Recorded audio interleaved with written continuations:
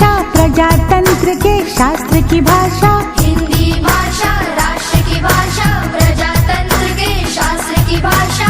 देवनागरी लिपि में भाषा, जन जन के मन की अभिलाषा। हिंदी भाषा राष्ट्र की भाषा, प्रजातंत्र के शास्त्र की भाषा।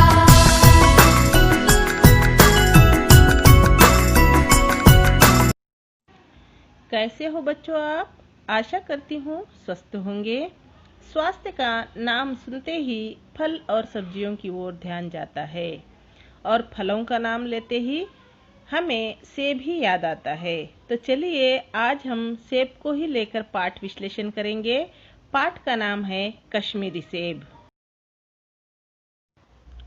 तो हम अब देखते हैं इस पाठ का उद्देश्य या आशय, लेखक परिचय, कठिन शब्दार्थ तथा अंत में पाठ का सारांश। तो चलिए सबसे पहले देखते हैं पाठ का उद्देश्य या आशय।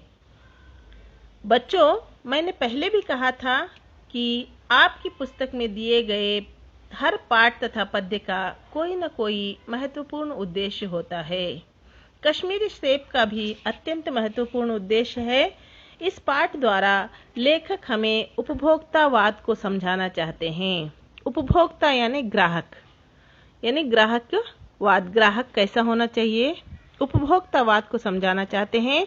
हमें अवगत कराना चाहते हैं कि बाजार में चीजें खरीदते समय हमें किस प्रकार सावधानी तथा होशियारी से काम लेना है।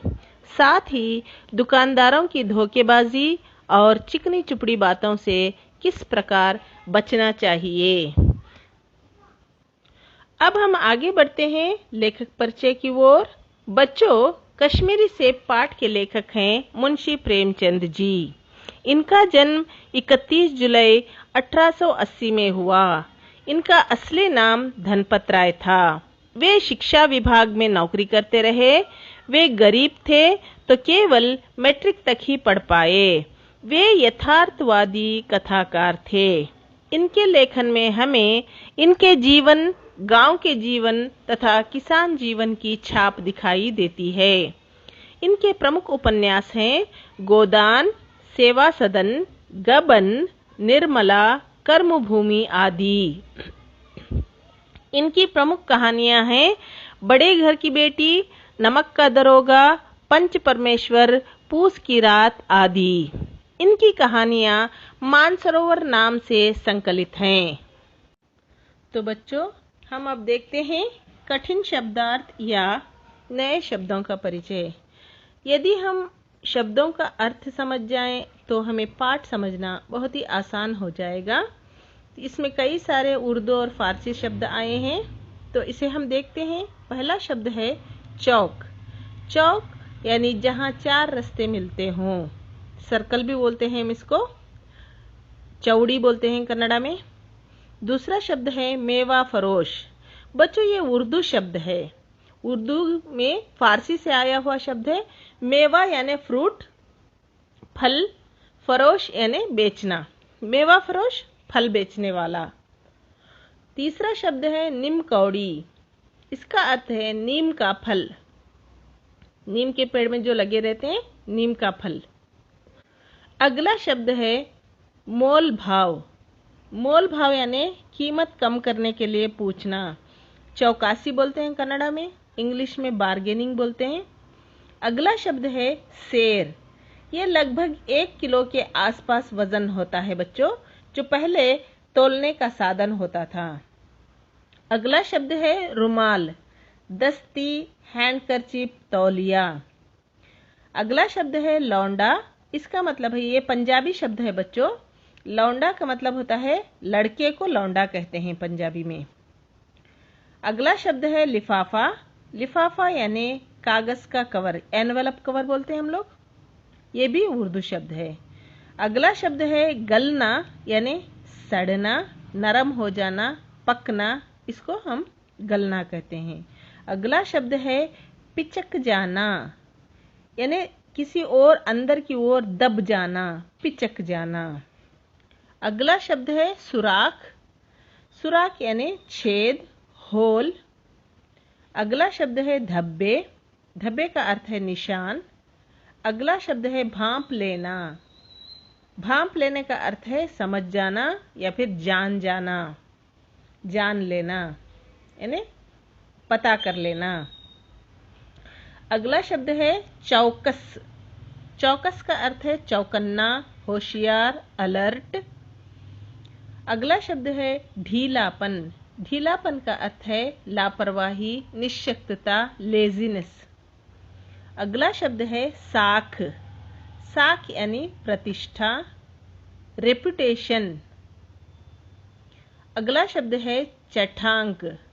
पुराना तौलने का साधन है बच्चों, 25 ग्राम को चठांक बोलते हैं। अगला शब्द है रेवड़ी। तिल और गुड़ या तिल और चीनी से बनी हुई मिठाई। अगला शब्द है अठन्नी। अठन्नी यानी 50 पैसे। कन्नड़ा में एंटाणी बोलते हैं ना, अठन्नी 50 पैसे। यहाँ पे एक और बात बता दूं, एक आने को 6.25 पैसे होते हैं, तो अठन्नी में 50 पैसे होते हैं। अगला शब्द है पाठक। अर्थ है पाठ पढ़ने वाला। अगला शब्द है छिलका, यानी फल की ऊपरी चमड़ी, सिप्पे बोलते हैं कन्नड़ा में। तो ये थे कुछ कठिन शब्द या नए शब्द जिससे आपको पाठ को समझना आसान होगा। अब हम आगे बढ़ते हैं पाठ के सारांश की ओर। प्रेमचंद जी पाठ की शुरुआत कुछ इस प्रकार करते हैं कि वे कुछ चीजें खरीदने चौक में जाते हैं, यानी लेखक कुछ चीजें खरीदने चौक में जाते हैं। चौक अर्थात वह चौरस्ता जहां पर दुकानें लगी हों। कन्नड़ में इसको चौड़ी भी बोलते हैं, या हम सब आम तौर पर सर्कल कहते हैं, यानी सर्कल में जाकर कुछ खरीदते हैं ना। चौक में जब जाते हैं तो लेखक पंजाबी मेवा फरोशों की, यानी फ्रूट की, मेवा फरोश यानी बेचना, मेवा यानी फ्रूट्स बेचने वालों की, मेवा फरोशों की दुकानें दिखाई देती हैं। ये एक दुकान पर नजर पड़ती है तो देखते हैं कि दुकान में गुलाबी रंगदार ताजे कश्मीरी सेब थे, जिनको देखकर लेखक का मन ललचाता है। ललचाना मतलब खाने की इच्छा होना या अपनी ओर खींचना, या अपने ओर खाने की इच्छा पैदा होना। इसे देखकर लेखक का मन ललचाता है। इस बात पर, यानी जब सेबों को देखकर ललचाता है उनका मन, तो इस बात पर लेखक आगे कहते हैं कि आजकल शिक्षित समाज में, यानी पढ़े लिखे लोगों में, शिक्षित समाज में खान पान की ओर ज्यादा ध्यान देने लगे हैं, यानी डाइट कॉन्शियस हो गए हैं लोग, डाइट के बारे में सोचते हैं, विटामिन और प्रोटीन की बातें करने लगे हैं।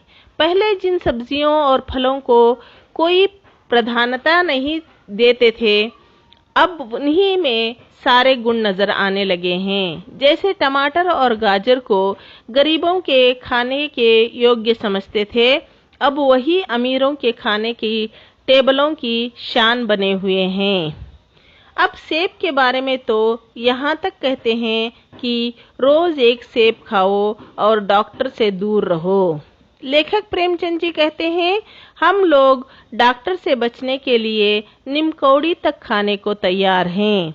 नीमकौड़ी मतलब नीम का फल, जो बिल्कुल कड़वा होता है, उसे भी खाने को तैयार होते हैं।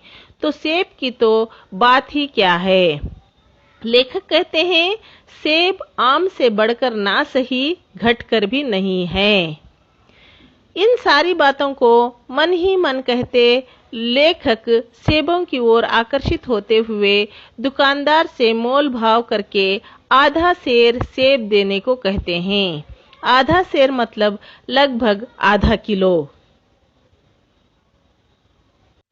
जैसे ही लेखक दुकानदार से अच्छे रंगदार सेब आधा सेर देने को कहते हैं, तो दुकानदार अपने नौकर को पुकार कर कहता है कि बाबूजी के लिए आधा सेर सेब चुन कर लाना, ताजे और रंगदार। नौकर मालिक का इशारा समझ जाता है और 4 सेब लाता है।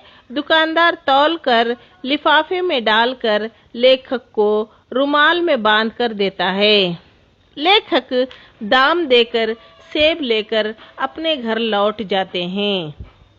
लेखक कहते हैं कि उन्हें रात को फल खाने की आदत नहीं थी, तो लिफाफे को ज्यों का त्यों रख दिया, यह सोचकर कि सुबह उठकर खाएंगे। बच्चों, यहाँ पे लिफाफा शब्द आया है। लिफाफा पेपर का कवर होता है, जैसे ब्राउन शीट का कवर। अभी तो पॉलिथीन कवर्स में डालते हैं, पहले पेपर कवर्स में ही डाल के देते थे। तो वो लिफाफे में डालकर रुमाल में लपेटकर दे देता है और लेखक लेकर घर आ जाते हैं। अगले दिन सुबह मुंह हाथ धोकर नाश्ता करने के लिए एक सेब निकालते हैं, तो वह सड़ा हुआ था। 1 रुपये के जितना छिलका गला हुआ यानी सड़ गया था। लेखक सोचने लगे कि दुकानदार ने रात के अंधेरे में देखा न होगा। यह सोचते हुए दूसरा सेब निकालते हैं, वह भी आधा सड़ा हुआ था।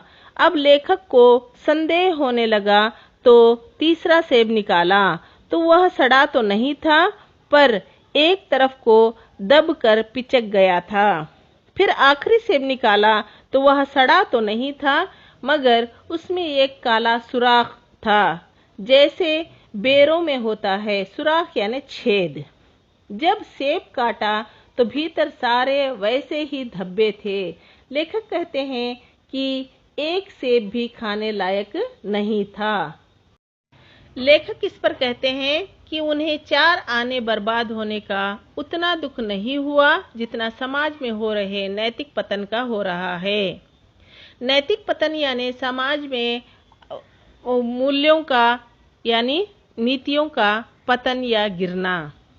लेखक कहते हैं कि कोई एक सेब सड़ा हुआ होता तो वे उसे माफ कर देते और सोचते कि गलती जानबूझकर नहीं हुई है, पर सारे सेब खराब निकले तो उन्हें गुस्सा आया।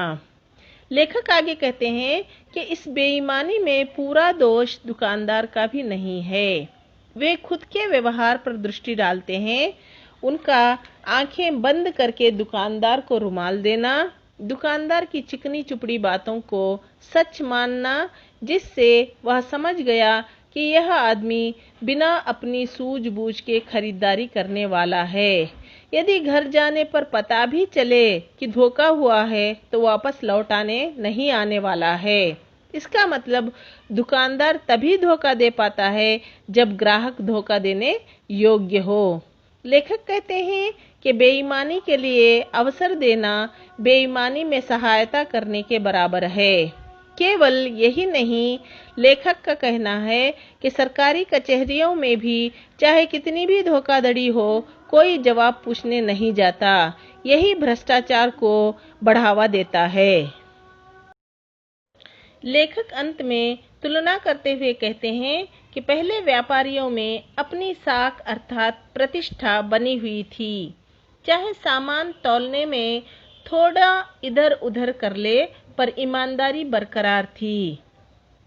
कोई गलती से 5 रुपये की जगह 10 रुपये दे जाए तो भी इनका इतना विश्वास तो था कि हमारे पैसे लौट आएंगे। एक बार का अपना अनुभव स्वयं बताते हुए लेखक कहते हैं कि उन्होंने 1 पैसे की रेवड़ियां ली और पैसे की जगह अठन्नी देकर चले आए। घर आने पर भूल मालूम हुई तो वापस दौड़े। लेखक सोच रहे थे कि दुकानदार मुकर जाएगा, पर उसने बड़ी ही प्रसन्नता से छुट्टे पैसे लौटाए और क्षमा भी मांगी। इस पर अंत में लेखक हमें कहना चाहते हैं कि जब हम सामान खरीदने जाएं तो लेखक की तरह आंख बंद करके, आंख मूंद कर यानी आंख बंद करके विश्वास ना करें, सतर्क रहें, मोल भाव करके खरीदें, साथ ही समाज को बेईमान होने से बचाएं।